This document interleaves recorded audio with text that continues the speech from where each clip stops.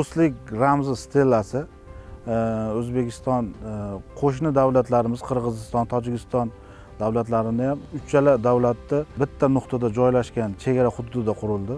Bu ya'niki do'stligimiz ramzi sifatida qurildi.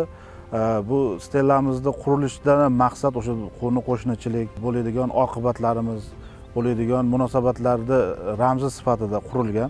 Bu yerda juda ham katta adirlik, juda ham katta bir kimsasiz joylarimizda hozirgi kunda bu stelladan keyin mahalliy aholi, xoh Qirg'iziston aholisi bo'lsin, xoh Tojikiston aholisi bo'lsin, o'zimizda O'zbekiston aholisini hamma fuqarolar, oddiy fuqarolar ham kelib bu do'stlik ramzi stellamizni oldida kelishib, tushunishib, davlatlar orasida bo'layotgan hozirgi muhtaram prezidentimizning shu qo'shnichilik asosida olib borayotgan siyosatlari qaysi tariqada, qanday asosda ketayotganligini ham o'zlari kelishib guvohi bo'lishyapti.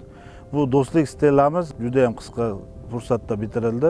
Ya'niki bu shu bir oy muddat oralig'ida bitirilgan bo'lsa, aniqroq aytadigan bo'lsam, o'sha 20 kun, 21 kun ichida stellamiz qurib bitkazildi. O'qchi mahalla fuqarolar yig'inini hisobini oladigan bo'lsak, shu yergacha bo'ladigan masofasi o'sha 17 kilometrda hisobini oladi.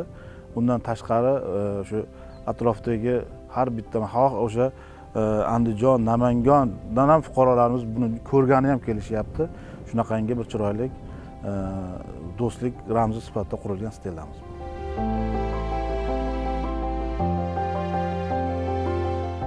Hozir biz turgan joyimiz Farg'ona viloyati O'zbekiston tumani bo'ladi. O'zbekiston tumani ikkita davlat bilan qo'shni chegaradosh bo'lib, Qirg'iziston va Tojikiston respublikalari bilan chegaradosh hudud hisoblanadi. Xo'p, biz bu hozir turgan joyimiz Qirg'iziston Respublikasi va Tojikiston Respublikasi va O'zbekiston Respublikasi tutashuv nuqtasida turibmiz. Stikda shu do'stlik stiki barbod etildi.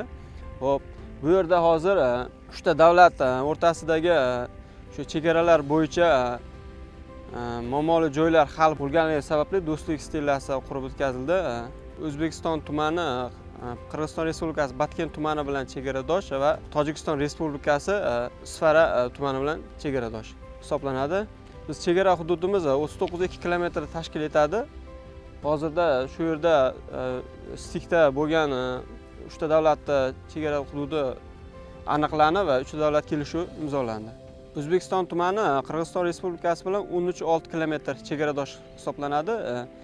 Tojikiston Respublikasi bilan esa 25,6 kilometr chegaradosh hudud hisoblanadi.